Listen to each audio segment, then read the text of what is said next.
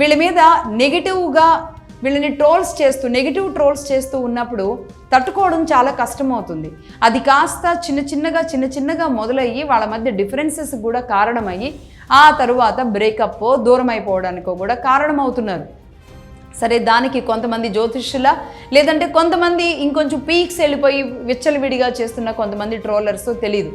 But అలాగే ఇలాంటి అన్ని పరిస్థితుల మధ్య నిన్న ఒక జంట పెళ్లిపీటలు ఎక్కింది, అందరికీ తెలిసిందే.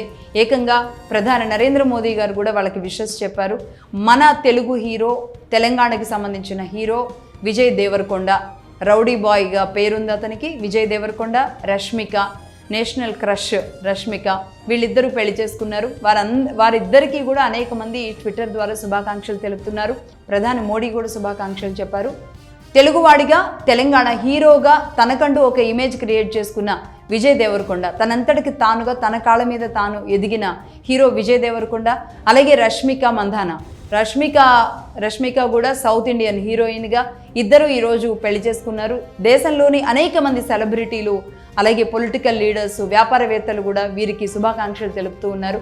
ఏకంగా ఇంతకుముందు చెప్పినట్లు ప్రధాని మోదీనే వీరికి విషెస్ చెప్పారు. అంటే ఒక తెలుగు అబ్బాయికి సంబంధించిన వివాహానికి ప్రధాని నుంచి కూడా విషెస్ రావడం మాత్రం అందరూ హర్షిస్తున్నారు. ఒక రకంగా షాక్ అవుతున్నారు కూడా. రైట్, అలాగే ఈ జంటకి మగధా న్యూస్ కూడా పర్టికులర్గా విషెస్ చెప్తోంది. Happy married life both of you. అలాగే ఈ సెలబ్రిటీ జంటను దీవించే వాళ్ళందరూ కూడా ఎలా దీవించాల్సిన పరిస్థితులు ఉన్నాయంటే, ఇప్పుడు నిండు నూరేళ్లు పిల్లా పాపలతో చల్లగా ఉండండి అని దీవిస్తూనే సోషల్ మీడియా మెసేజెస్ మాత్రం అస్సలు పట్టించుకోకండి అని కూడా దీవించాలేమో అనిపిస్తుంది. నిజానికి అలాగే దీవించాలి. ఎందుకంటే ఎంత సెలబ్రిటీ అయినా సరే వారికి ఒక మనసు ఉంటుందని, వారికి ఒక గౌరవం ఉంటుందని, ఆ గౌరవం ద్వారా మనకి, మన ప్రాంతానికి కూడా, అంటే ఏ రాష్ట్రంలో వాళ్ళు పుట్టారో ఆ రాష్ట్రం కూడా ఇనుమడించేలాగా వాళ్ళు మంచి పని చేసినప్పుడు ఆ హీరో గురించి అందరికీ తెలుసుంటారు. కాబట్టి హీరోనో, హీరోయినో, క్యారెక్టర్ ఆర్టిస్టో ఎవరైనా సరే, నటులు అన్నవాళ్ళు ఒక మంచి పని చేసినప్పుడు దాని గురించి అందరూ మాట్లాడుకుంటూ ఉంటారు. అప్పుడు ఆ గౌరవం, వాళ్ళు చేసిన మంచి అనేది గౌరవం ఆ రాష్ట్రానికి, ఆ ప్రాంతానికి, తెలుగు వాళ్ళైతే తెలుగు వాళ్ళు, ఏ ప్రాంతంలో వాళ్ళైతే ఆ ప్రాంతం వాళ్ళకి ఆ గౌరవం దక్కుతుంది. అలాగే వాళ్ళు ఏదైనా తప్పు చేసినప్పుడు కూడా అదే తప్పు అందరికీ కూడా ఆపాదించబడేలాగా ఒక చిన్నతనంగా మారుతుంది. అది కూడా తీవ్రమైన తప్పులు చేసినప్పుడు. అలాగే వాళ్ళకంటూ ఒక గౌరవం ఉన్న వ్యక్తుల పట్ల కొంతమంది ఒక ఇంకిత జ్ఞానాన్ని మర్చిపోయి విపరీతమైన ట్రోలింగ్స్తో వారి జీవితాలతో ఆడుకునే ఒక సోషల్ మీడియా బ్యాడ్ చాటర్స్ కొంతమంది తయారై ఉన్నారు.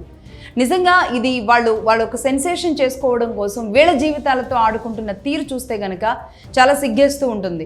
దానివల్ల వాళ్ళ జీవితాలు ఎంత డిస్టర్బ్ అవుతూ ఉంటాయి. ఎందుకంటే కలర్ఫుల్గా కనిపించే వాళ్ళ జీవితాలలో ఆ డిస్టర్బెన్సెస్ని ఫేస్ చేయడం, మళ్ళీ అందరి ముందు నవ్వుతూ కనబడడం అంటే అది నటనే. రియల్ టైంలో కూడా వాళ్ళని నటింపజేసేలాగా మారుతుంది. వాళ్ళని వాళ్ళలాగా బతకనిచ్చేలాంటి పరిస్థితులు ఉండవు.